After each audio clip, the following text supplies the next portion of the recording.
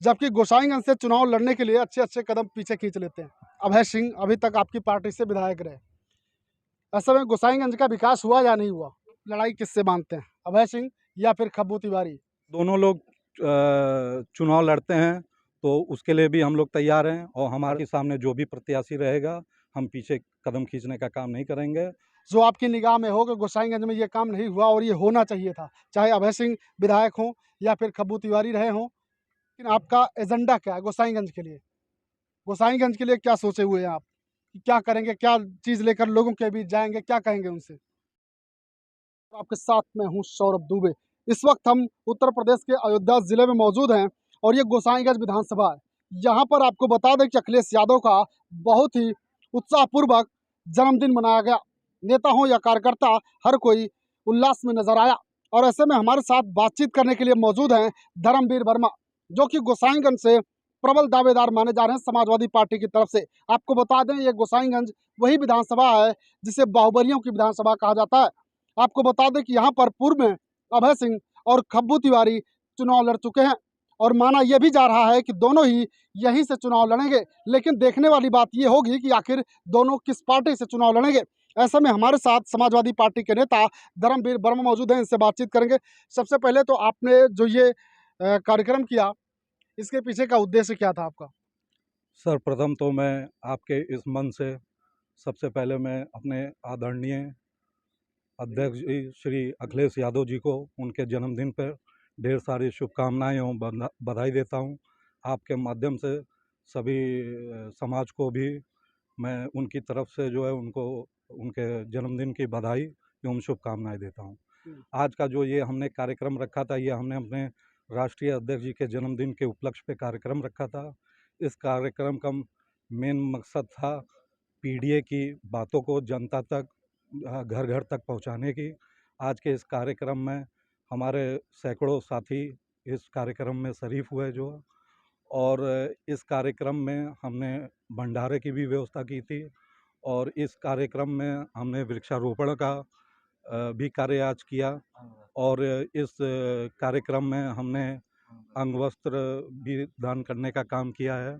और अभी हमारे तमाम साथी यहाँ के कार्यक्रम अभी ख़त्म होने के बाद हम लोग वन राजा बस्ती में जाके जो है गरीबों के बीच में फल का भी वितरण का कार्य करेंगे। और अखिलेश यादव जी के जन्मदिन पे हमने केक काटने का भी आज के कार्यक्रम में काम किया है। अच्छा, ये तो बात हो गई आज के कार्यक्रम की।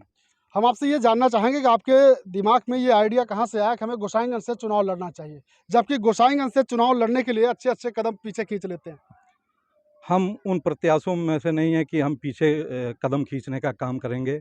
हम 2021 के बाद से बराबर जनता के बीच में चल रहे हैं, क्षेत्र में चल रहे हैं, लोगों के सुख दुख में सम्मिलित होने का काम कर रहे हैं। तो इन्हीं जनता को देखते हुए और इन्हीं जनता के कहने पे जो है हमने इस बार जो है चुनाव लड़ने का मन बनाया है। गोसाईगंज में अभय सिंह अभी तक आपकी पार्टी से विधायक रहे, ऐसे में गोसाईगंज का विकास हुआ या नहीं हुआ?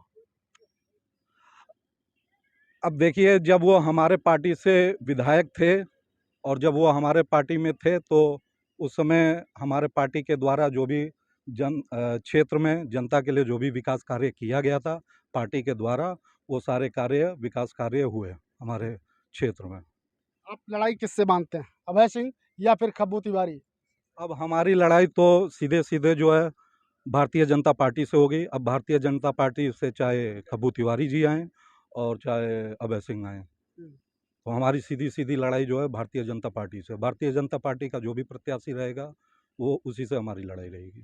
सुना ये जा रहा है कि दोनों ही यहीं से चुनाव लड़ेंगे, हो सकता हो पार्टी बदलनी पड़ जाए, लेकिन चुनाव यहीं से लड़ेंगे। अगर दोनों चुनाव लड़ते हैं तो लड़ाई किससे देखते हैं आप? अगर दोनों लोग चुनाव लड़ते हैं तो उसके लिए भी हम लोग तैयार हैं, और हमारे साथ जनबल का साथ है, हमारे साथ जनता है, जनता का आशीर्वाद है। यहाँ गोसाईगंज विधानसभा की सारी जनता हमारे साथ खड़ी है, तो इसीलिए हम पूरी तरीके से समाजवादी पार्टी के तहत लड़ने के लिए पूरे तरीके से तैयार हैं। बाकी सामने जो भी प्रत्याशी रहेगा हम पीछे कदम खींचने का काम नहीं करेंगे और हम पूरी तरीके से चुनाव लड़ेंगे। अभी समाजवादी पार्टी ने अभय सिंह को पार्टी से निष्कासित कर दिया है, इस पर कुछ कहेंगे? इस पे हमारी तरफ से कोई टिप्पणी नहीं है, लेकिन यह है कि ये पार्टी का अपना अंदरूनी मामला था और व्यक्तिगत मामला था।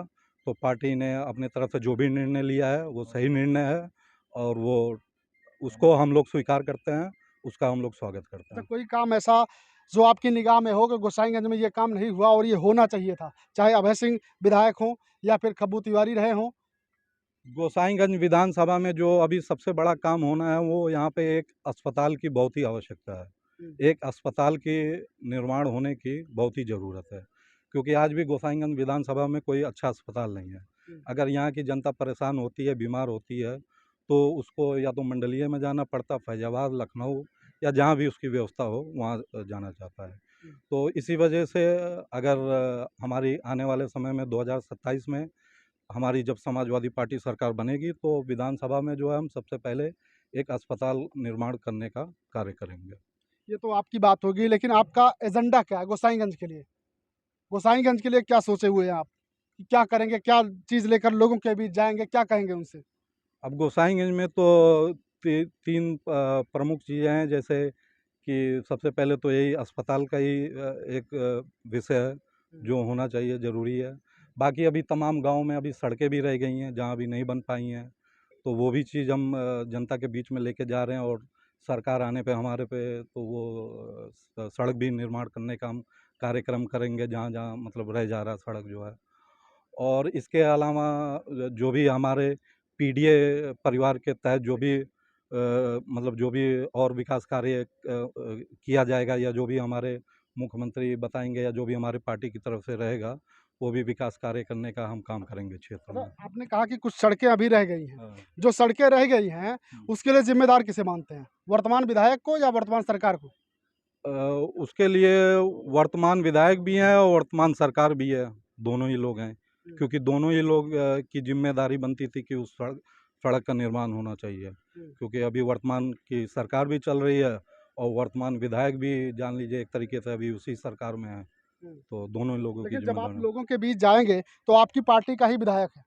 वर्तमान समय में तो नहीं, हाँ। लेकिन आपकी पार्टी से ही विधायक थे अभय सिंह। हुँ। तो आप अभय सिंह के कामों की अभय सिंह ने जो किया उसमें कमियाँ गिनाएँगे या फिर सरकार की कमियाँ गिनाएँगे? आखिर बताएँगे क्या लोगों को? लोग मैं कहेंगे भी कि आपका ही विधायक था, आपकी पार्टी नहीं सँभाल पाई, आपके लोग नहीं सँभाल पाए। नहीं, हमें बताने की ज़रूरत नहीं है, वो जनता बखूबी जानती है कि किसकी कमी है, किसकी कमी की वजह से सड़कें या विकास कार्य नहीं हो पाया है। वो जनता अपना चौराहे-चौराहे पे चिल्ला भी रही है और वो सभी जानते हैं, उसे हमें कहने की ज़रूरत नहीं। बस ये है कि जनता की जो भी विकास कार्यों के तहत जो भी माँग होगी, उसको हम पूरा करने का काम करेंगे। तो हमने धर्मवीर वर्मा से बातचीत की, इन्होंने क्या कुछ कहा वो आपको हमने दिखाया। इनकी बातें सुनने के बाद आप क्या कहेंगे, अपनी राय हमें ज़रूर दीजिएगा। साथ ही साथ गोसाईगंज से समाजवादी पार्टी की तरफ से अगला प्रत्याशी कौन हो